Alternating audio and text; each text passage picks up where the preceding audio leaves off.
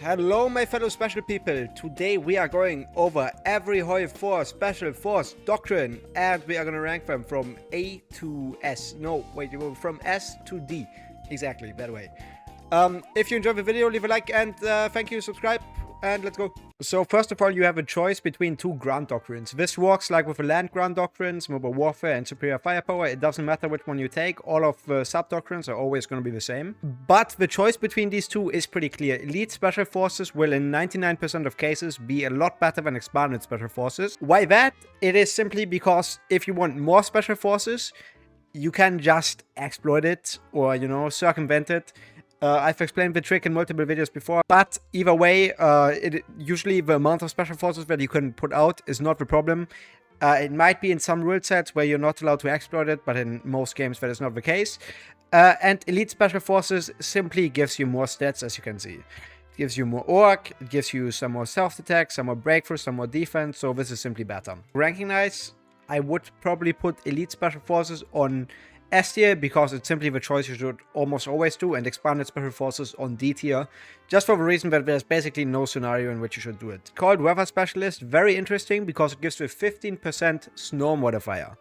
As you probably know, that is a very important modifier on Barbarossa. Why? Because in the winter, all of the Eastern Front basically turns to snow. It gives you a snow modifier.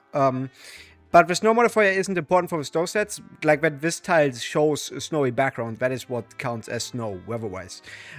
So as long as every tile has this modifier or this look, you get a 15% attack modifier and defense modifier, which is just a huge modifier to have. So even tanks want this, which makes Cold Weather Specialist really good in general, just because you want the Recon Ranger for snow.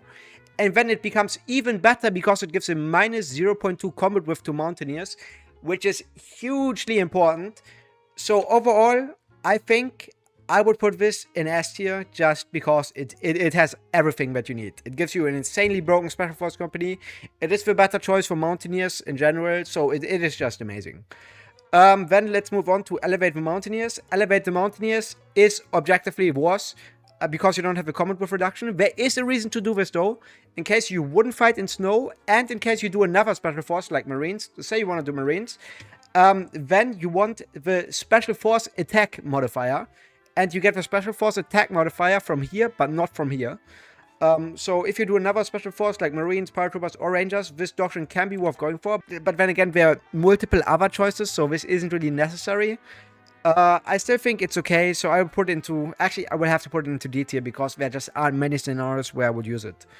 Actually, no, that's not true, because it has the mountain modifier, right? Like, if you actually want to fight only in mountains and need mountaineers just for that, maybe you could make an argument for that it's not, like, completely horrible, but even then, I would still think that the minus 0.2 combat width on mountaineers are just better. So, let's move on with Marines next, I think. With, like, Marine Commandos we'll do first. So, Marine Commandos gives you amphibious landing vehicle cost, which is good, you can make your Amtrak cheaper and better.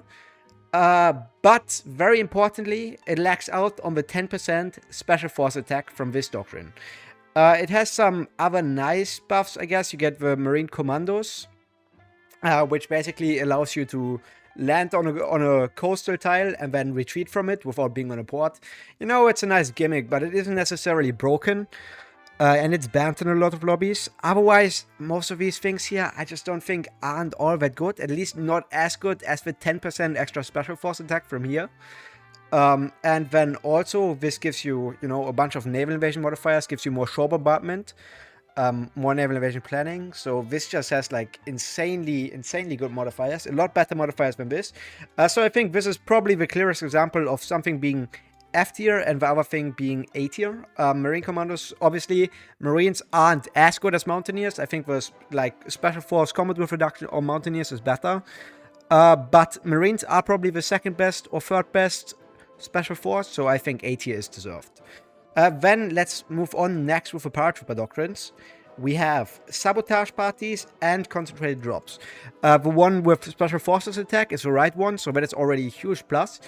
And most importantly, both of these have a very important ability, special ability I would call it. As you can see, enemy controlled states we power drop into will receive damage to military factories, civilian factories, and infrastructure. That is quite good. You can just power drop with like 2 whiffs and destroy mills, civs, and infrastructure. You know, that is a nice ability. But now look at this. Enemy divisions in states we power drop will halve their current organization. Half. 50% of their org is gone. That is an insanely overpowered modifier. There were a lot of ways to cheese this as well. Plus the 10% special forces attack, which just makes this one very much superior to this one. Very much so. That being said, I still think there are reasons to do this one.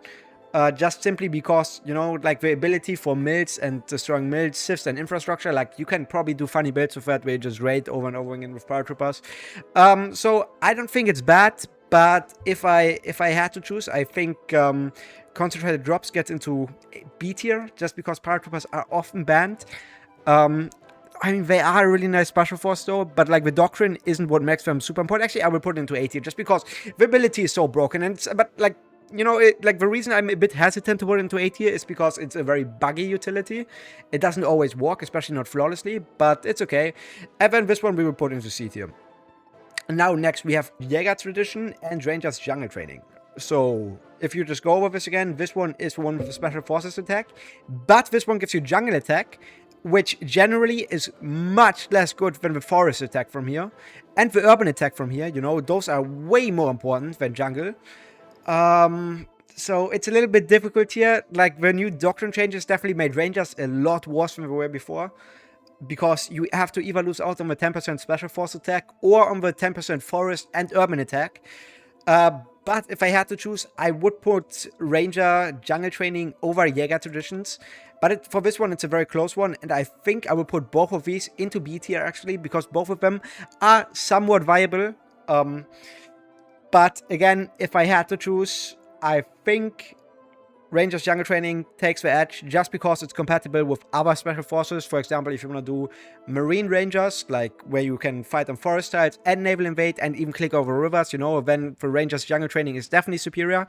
But if you do pure Rangers and actually only intend to fight on urban tiles or forest tiles, then Jäger Traditions is probably equally as good, if not better.